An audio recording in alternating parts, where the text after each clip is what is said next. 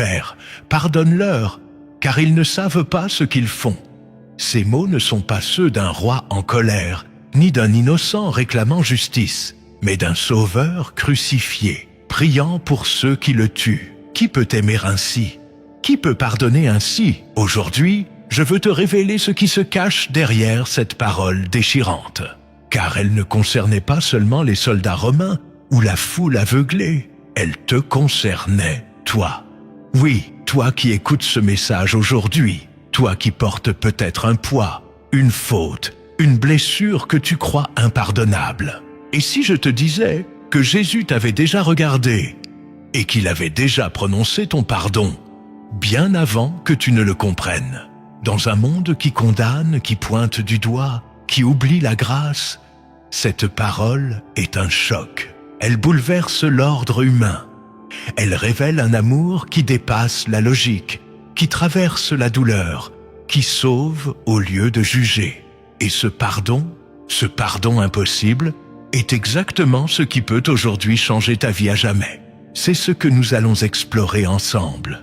Car comprendre comment Jésus pardonne l'impardonnable, c'est comprendre comment toi aussi tu peux être libre, guéri, restauré, peu importe ton passé. Alors, si quelque chose en toi commence déjà à vibrer, je t'invite à t'abonner à cette chaîne, à aimer cette vidéo et à rester jusqu'au bout.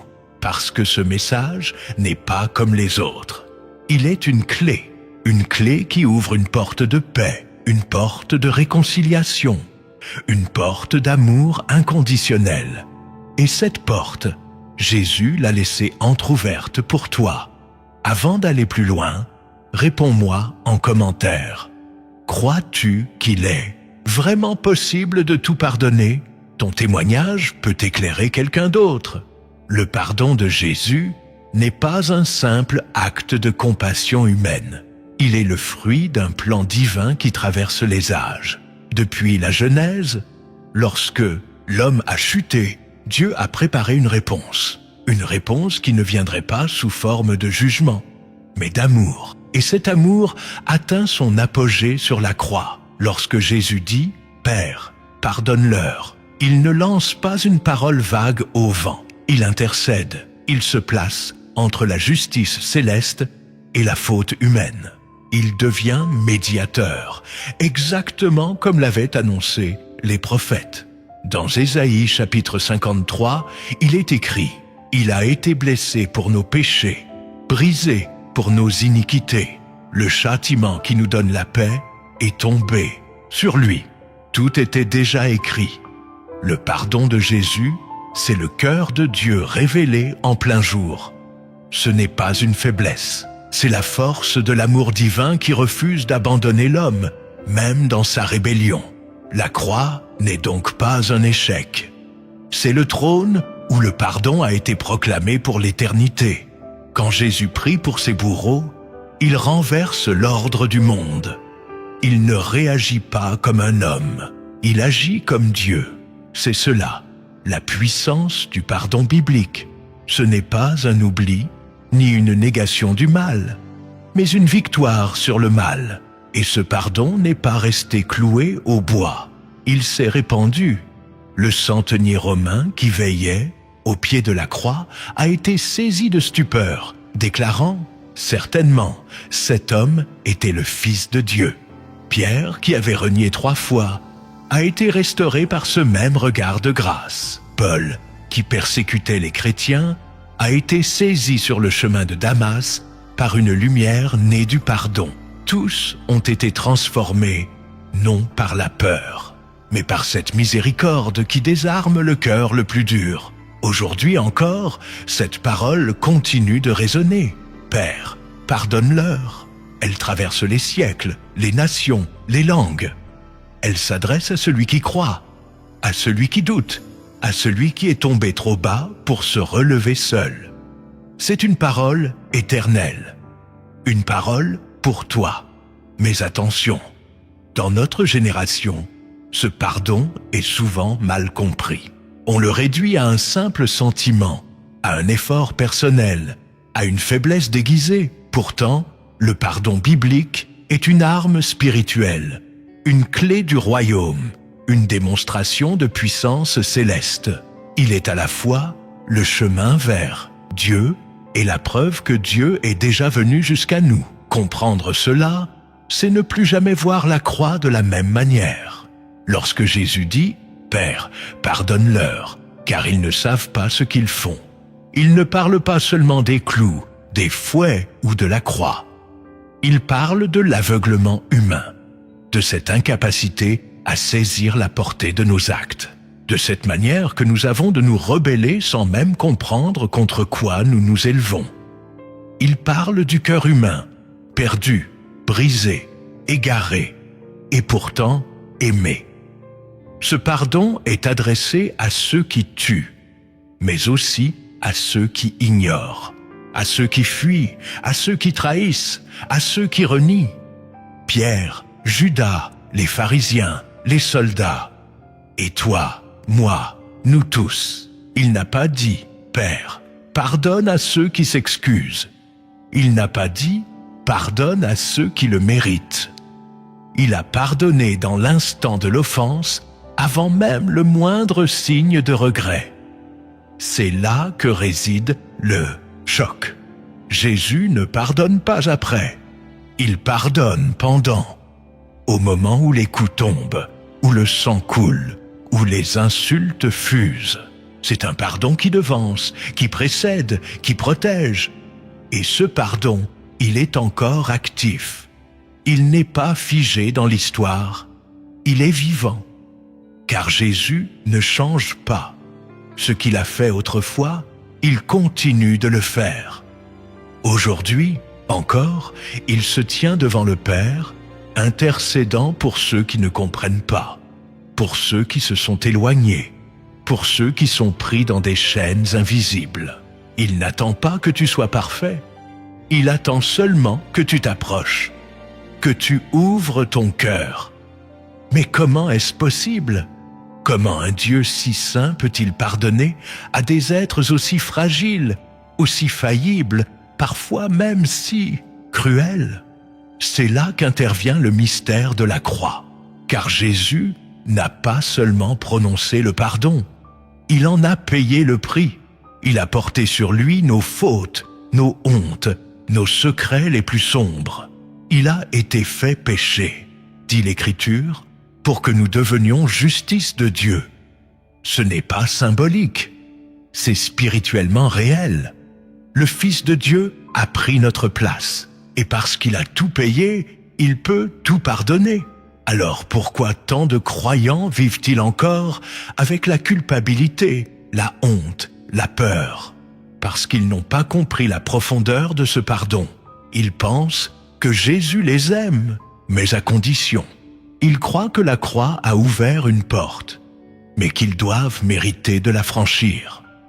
Pourtant, Jésus n'a jamais dit « Tu dois mériter mon pardon ».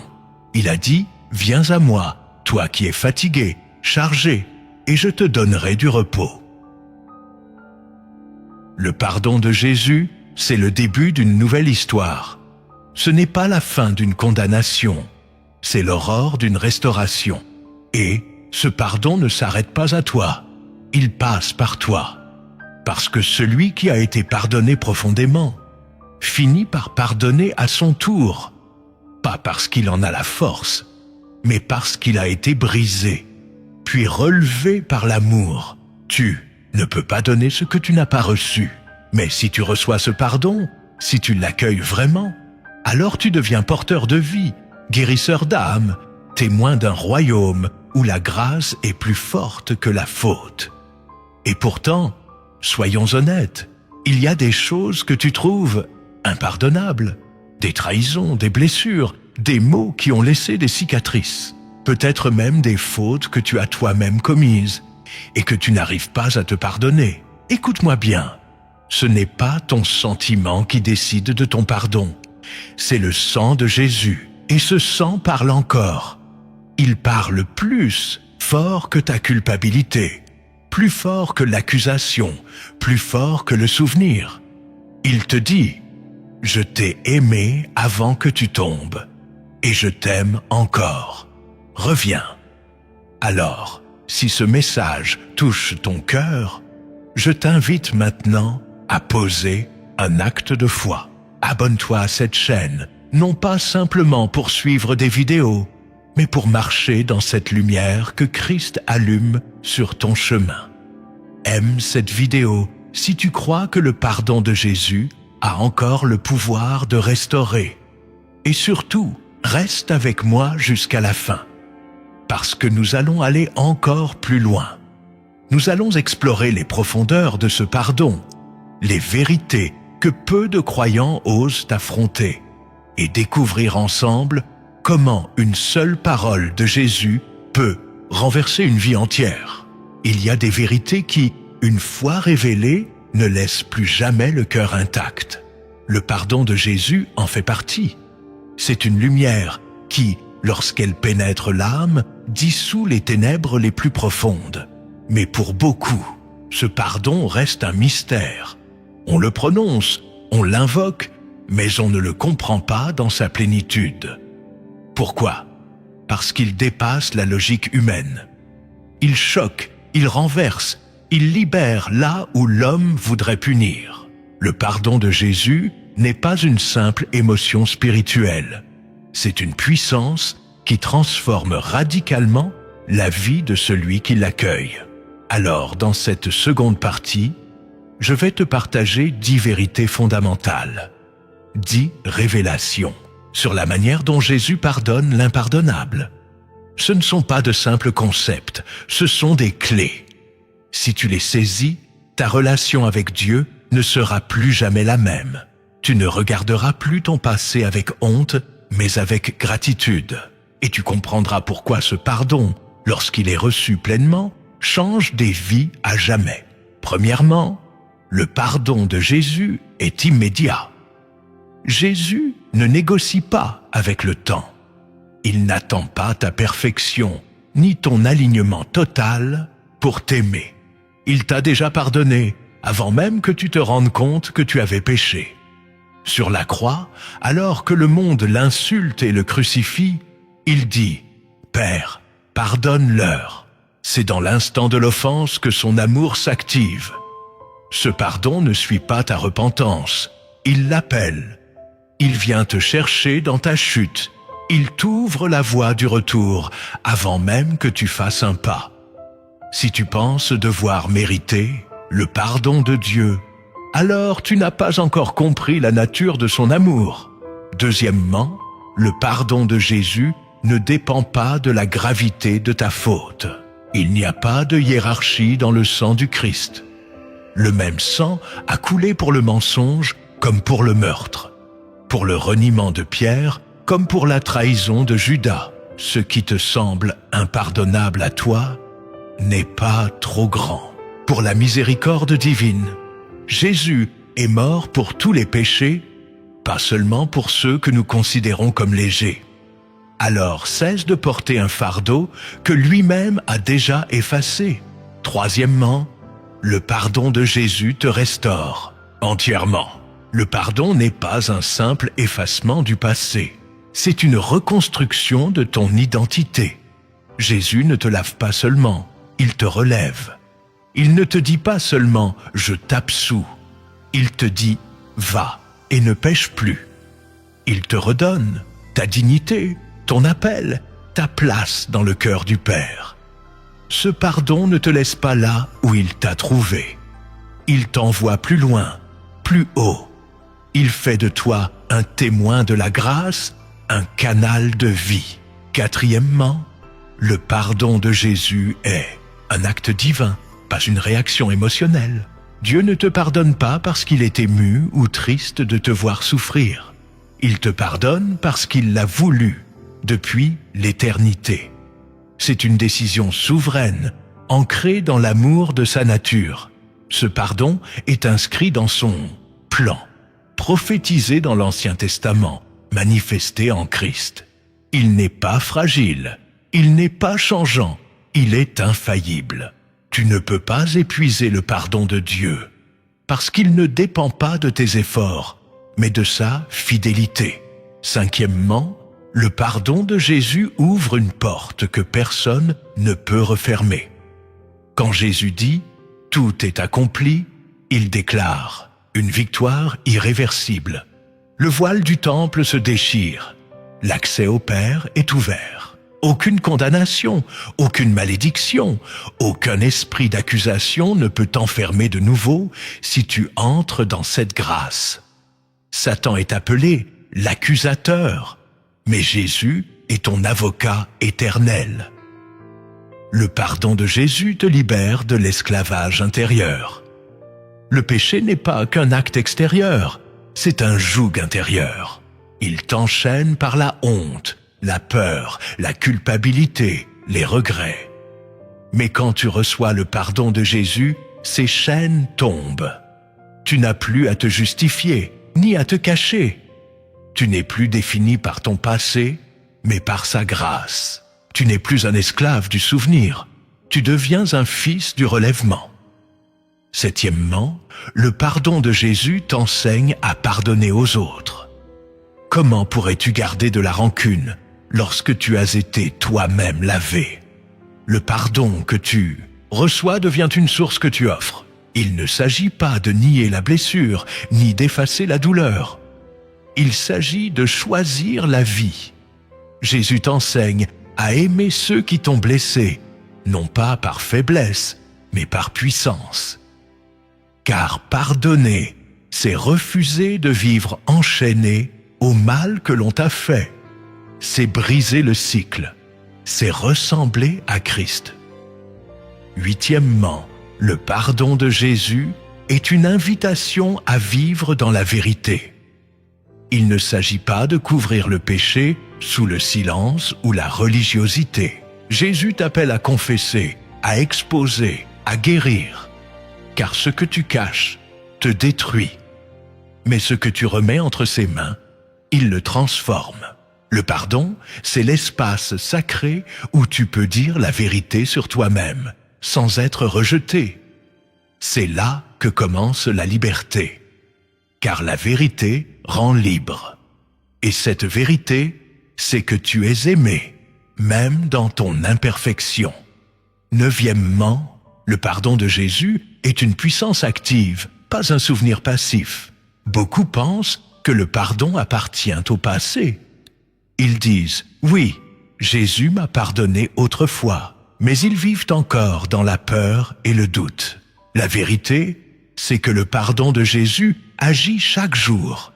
Il t'accompagne, te purifie continuellement, te relève dans tes chutes, te rappelle ton identité.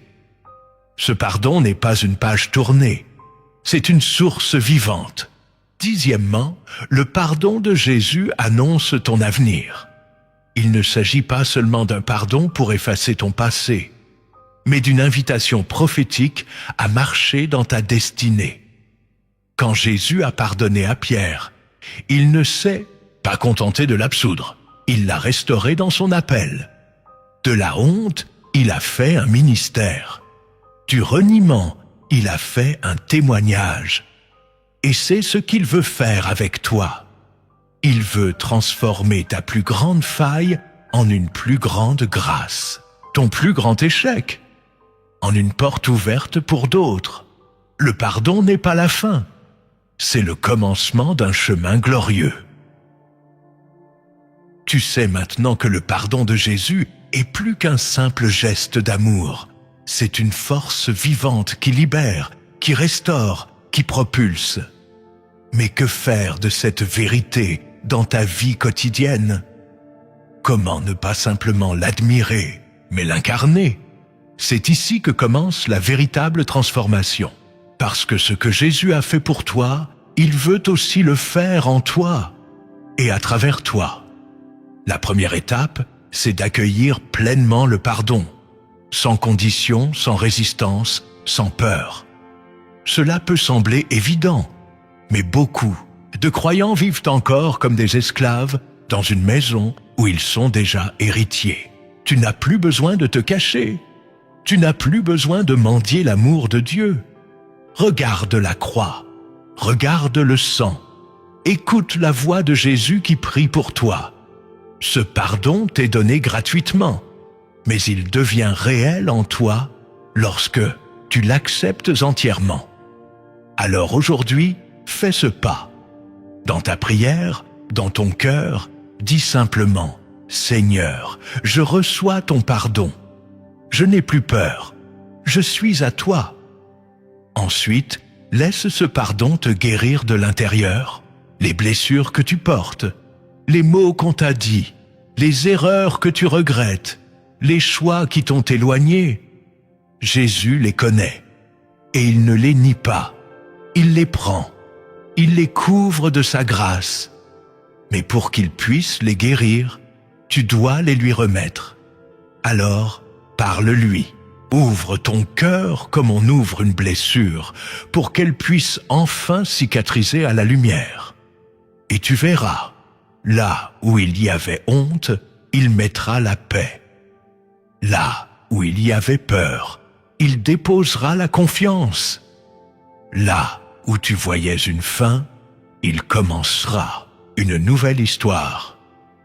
Mais le pardon de Jésus ne s'arrête pas à toi. Il t'envoie vers les autres. Il te transforme en témoin vivant de la grâce. Ce n'est pas toujours facile. Pardonner à ceux qui t'ont blessé, c'est peut-être le combat le plus douloureux. Mais rappelle-toi, Jésus a pardonné pendant qu'on le crucifiait.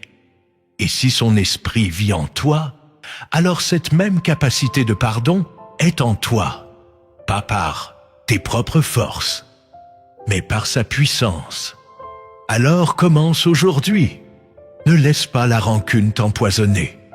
Libère ceux qui t'ont fait du mal, pas pour les excuser, mais pour ne plus leur laisser le pouvoir de te définir. Pardonner, c'est couper le lien entre toi et la blessure. C'est déclarer « Je ne suis plus prisonnier, je suis libre ». Et maintenant, laisse-moi te raconter une histoire. Une histoire qui peut-être te ressemble. Il était une fois, dans les cieux, un livre, un grand livre doré que seuls les anges pouvaient porter. À l'intérieur étaient inscrits tous les noms appelés à marcher avec Dieu. Mais pour chaque nom, une page vide, jusqu'à ce qu'une vie vienne l'écrire. Et sur une de ces pages, celle qui portait ton nom, le ciel voyait une grande tache noire. Une tache formée par les fautes, les chutes, les choses dont tu n'as jamais parlé à personne. Les anges regardaient cette page avec silence. Et le livre restait fermé. Mais un jour, Jésus est entré dans cette salle céleste. Il a pris le livre. Il a tourné jusqu'à ta page. Et sans dire un mot, il a posé sa main blessée sur la tache. Là où il y avait une ombre, la lumière s'est levée. Le sang de l'agneau a coulé entre les lignes. Et ce qui était noir est devenu blanc comme la neige. Les anges se sont approchés et ils ont vu, à la place de la tache, il y avait maintenant une inscription. Racheté, guéri, envoyé.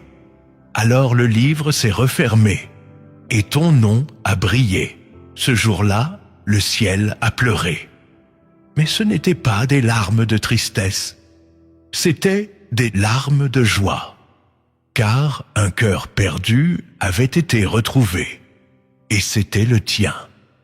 Ne sous-estime jamais ce que Jésus peut faire avec un cœur brisé. Ne crois jamais que ta vie est finie parce que tu es tombé. Le pardon de Dieu est une rivière. Pas une goutte, il coule, il traverse, il nettoie tout sur son passage. Il n'est jamais trop tard pour revenir à la source. Alors, aujourd'hui, choisis de marcher dans cette vérité. Reçois-la, vis-la, proclame-la.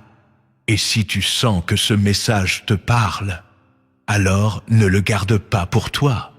Partage-le, envoie-le à quelqu'un. Commente ce que tu ressens. Et surtout, laisse Jésus écrire la suite de ton histoire. Ce n'est pas la fin, c'est le commencement. Tu viens d'entendre un message que le monde ne pourra jamais t'enseigner. Parce que ce que Jésus t'offre Ce n'est pas une simple seconde chance, c'est une nouvelle vie. Une vie lavée, purifiée, restaurée, remplie de sa grâce. Ce que les hommes appellent impardonnable. Jésus le couvre de son amour. Ce que le monde rejette, il l'accueille. Ce que tu as peut-être caché au plus profond de toi, il le prend dans ses mains, sans crainte, sans honte, et il te dit « Je ne te condamne pas. Va et vis. » Le pardon de Jésus n'est pas un concept religieux. C'est une réalité céleste qui descend jusque dans la poussière de ta vie. Il entre dans les ruines. Il s'assoit avec les rejetés. Il écoute les silences lourds de regrets. Et il y dépose une parole que personne d'autre n'aurait osé prononcer. Pardonner. Tu es pardonné. Pas à moitié, pas temporairement, mais totalement, définitivement. Et maintenant que tu as reçu cette vérité, que vas-tu en faire? Resteras-tu assis, comme si de rien n'était? Ou vas-tu laisser cette lumière transformer tout en toi? Ce message ne t'a pas été donné pour t'émouvoir un instant. Il t'a été offert pour te réveiller, te relever, t'envoyer. Alors je t'invite à poser un acte. Commente ce que le Saint-Esprit t'a révélé aujourd'hui. Partage cette vidéo à quelqu'un qui pense que Dieu ne peut plus rien pour lui. Abonne-toi si tu veux recevoir d'autres paroles comme celle-ci. Des messages qui ne flattent pas les oreilles, mais qui touchent l'âme.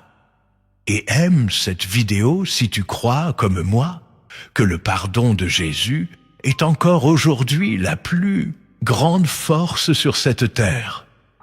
Mais avant de te quitter, j'aimerais prier avec toi. Seigneur Jésus, je te rends grâce pour ton pardon. Tu vois chaque cœur qui écoute ce message. Tu vois les blessures, les fautes, les chaînes invisibles. Seigneur, viens maintenant. Par ton esprit, viens poser ta main sur chaque vie. Que ton pardon pénètre là où aucun mot humain n'a jamais guéri. Relève, restaure, renouvelle.